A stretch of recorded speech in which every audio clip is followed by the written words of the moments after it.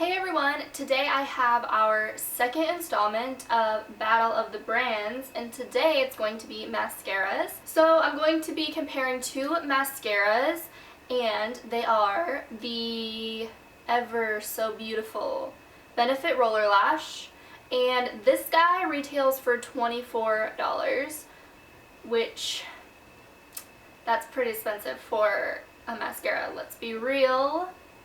But it is Benefit, and I'll get into all the pros and cons of each, obviously. And then in the other corner, we have the Maybelline Lash Sensational, and this I bought for $6.99. Benefit's Rollerlash is a fairly new mascara. You know, they're very known for their real mascara, which used to be one of my favorites, but I've talked about it before on this channel, how it was so difficult to get off that I just didn't really think it was worth it anymore. And then they released this guy, and I had to try it, and this became holy grail for me. It was like they had taken their reel and just kind of made it better. They smoothed out the kinks and just kind of enhanced the product. That's what I feel. And so I instantly loved this because I have a really stubborn eye. This one, the lashes do not stay curled. They will go flat, which is really annoying because I don't have that issue on the other side. But their reel was like the only mascara that really curled and kept a curl. So when I tried this, that was like the major selling point for me, and this kept the curl and just made it look so nice and lengthened, which I really liked. And I do feel like it kind of volumizes a little bit, so that's why I really love Rollerlash. And sadly, there comes a day when your mascara just gets to that point where it's dry and there's just not a lot of product left, and you have to repurchase it or find something that's not even nearly as good. But I was on the hunt, you know. I had faith in the beauty world that there was something not as good, but maybe pretty darn close for not $24. So I hadn't really seen anyone talk about it. It was new on the shelf. I had never seen it before. So I went ahead and just kind of did something I don't normally do, which is buy a product without seeing any reviews because there were none. And I picked this up.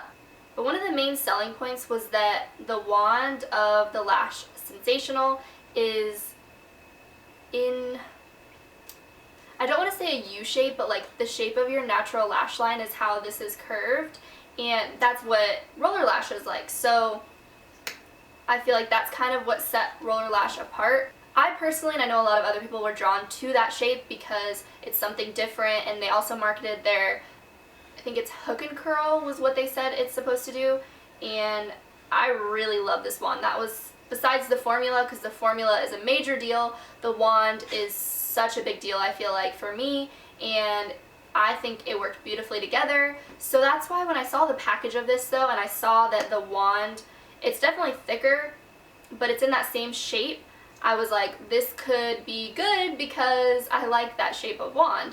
So I picked it up, I brought it home, I tried it on, and I was like, oh my gosh, this is so similar to Rollerlash. I didn't initially buy it with the intention of thinking that it would be a dupe for Rollerlash. It was a new product, I wanted to try it. I thought nothing too bad can go wrong. It could suck and then I'll just return it. But I really wanted to give it a new mascara a shot, and when I, like I said, when I brought it home and tried it on, I was like, oh my gosh, this is so similar to Rollerlash, which wasn't even on my mind. It wasn't something that I had really thought about because a $24 mascara, finding something a fraction of the price at the drugstore is not very likely.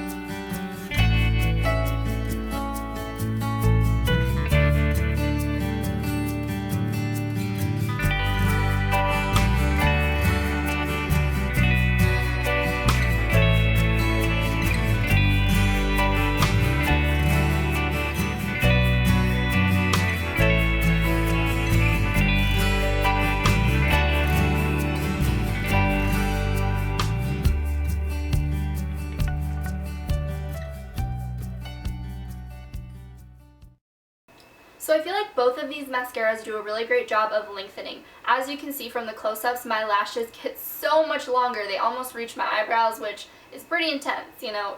I love it though. I feel like you can add more volume as you layer it and add more coats of it. But I find these two pretty comparable when it comes to the lengthening and volumizing. I feel like they work pretty much the same. The only difference is that the Rollerlash, I would say the formula is a little bit different.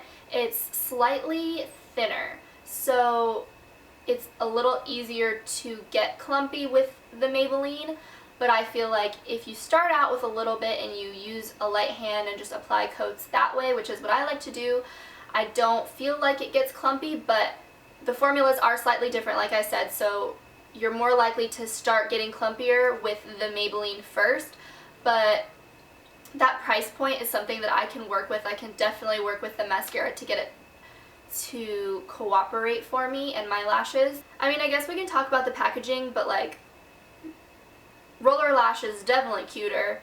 For me though, like, the packaging isn't a major deal when it comes to mascara because I don't care about that. I really don't care about the packaging when it comes to a mascara. That's not something that I throw in my handbag and have to reapply throughout the day, so I don't care. And I mean, that's not gonna be the deciding factor for me when it comes to these two is the packaging. It's something that I really don't care about, and for me it's all about the formula and the wand, which both of these are so comparable, like I said. I have nothing bad to say about either of these. I did switch things up and buy just Very Black in the Maybelline. As I'm sure you're aware, drugstore mascaras for some reason have like 4 to 5 different shades of black, which does not make sense to me. So I always bought Blackest Black, but I was like, let me try Very Black and see. And just in case you were wondering, it's black. I don't see a difference between these two. So if that was something you were wondering, because it's something I've always wondered, why? Why do we have 4 different types of black? I digress. So like I said, I love both of these mascaras so much. I have not repurchased Rollerlash just because as of right now I don't feel like $24 is something that I need to make a part of my budget, because I have found something that is $6.99 or $7.99, wherever you buy it, that fits the same qualifications that I love Rollerlash for, so I would much rather go with the lower price point. I have already repurchased the Maybelline one. That shows you how much I love it. I'm not saying that I love one more than the other. Rollerlash is a little bit better because of that hook and curl that they have in their wand. It does help curl your lashes a little bit better and spread them apart. But I feel like if you have an issue with your eyelashes not being curled, then you can always use an eyelash curler. But if that is something that's like a major selling point for you, then you should go for it. It's definitely worth it. I hope you guys enjoyed this video. We are going to be doing more of these dupe videos in the future. We have a couple more already filmed that are shorter because we want to just throw these up there for you guys so you can watch them and it's not just us rambling for 30 minutes, because we know you don't want to see that, because I don't want to see that. So yes, I hope that you guys enjoy and we will see you in our next video. Bye!